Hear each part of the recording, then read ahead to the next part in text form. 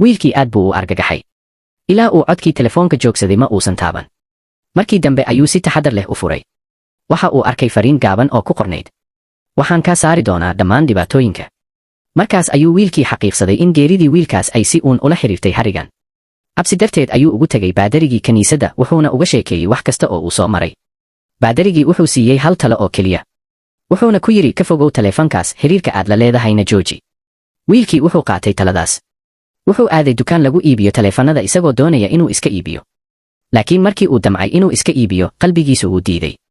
Ma uusan rabin inuu lumiyo xusuusta keliya ee ka dhaxaysay isaga iyo awowgiis. Sidaas darteed wuu soo laabtay. Kadib wuxuu aaday meel cidlo ah oo degan wuxuuna mar kale wacay awowgiis. Markan taleefanku ma uusan dhicin. Wiilkii neefta ayaa ka soo booday oo wuu nafisay. Waxa uu dareemay deganaansho markii ugu horreysay. Markii uu guriga yimid wuxuu taleefankii ku riday sanduuqa yar. Sannado ayaa ka soo wareegtay. Wiilkii wuu weynaaday wuxuuna galay jaamacaddii uu ku riyoon jiray. Wuxuu moodayay in sheekadaasi halkaas ku dhammaatay.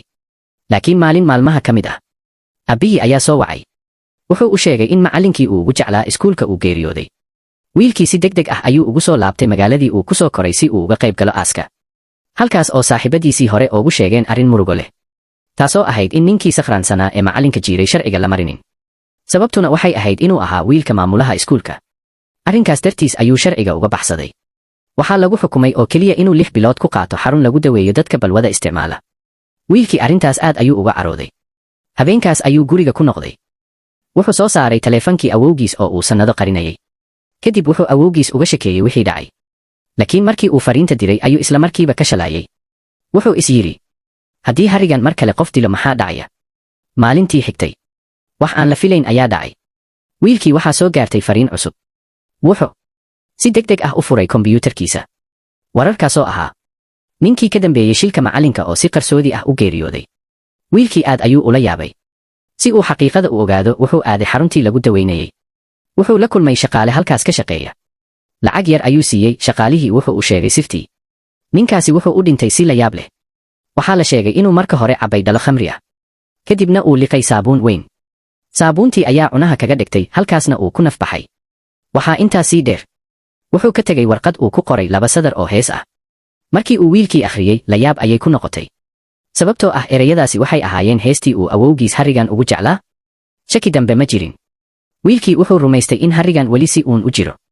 Oo uu mar kale qof u dilay isaga dartii. Cabsi, murugo iyo jahawareer ayaa isku darsamay. Wiilkii wuxuu aaday gurigii hore ee Harrigan. Wuxuu furay armaajadii uu awowgiis mar walba ka mamnuuci jiray. Gudaha kama uusan helin wax sir ah. Waxa uu arkay sawirro badan oo muujinaya noloshii Harrigan markii uu yaraa. Markaas ayuu ogaaday wax uu weligiis fahmi waayey. Harrigan isaga oo yar ayuu hooyadii waayey. Wiilkii isaguna sidaas oo kale. Waxaa laga yaabaa in sababta Harrigan u jeclaaday wiilka ay ahayd inuu ku arkay naftiisii yaraanta.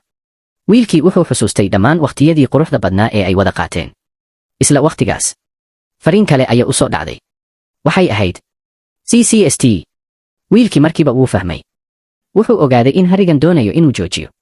Inkasta oo Harrigan uu fulin karo codsi kasta, haddana ma uusan rabin inuu wiilkii noqdo qof dadka u adeegsada aargoosi. Wiilkii wuxuu aaday haro weyn. Wuxuu eegay biyaha. Kadib wuxuu soo saaray taleefankii. Wuxuu saaray flight mode. Isaga oo aan dib u eegin ayuu ku tuuray harada dhexdeeda.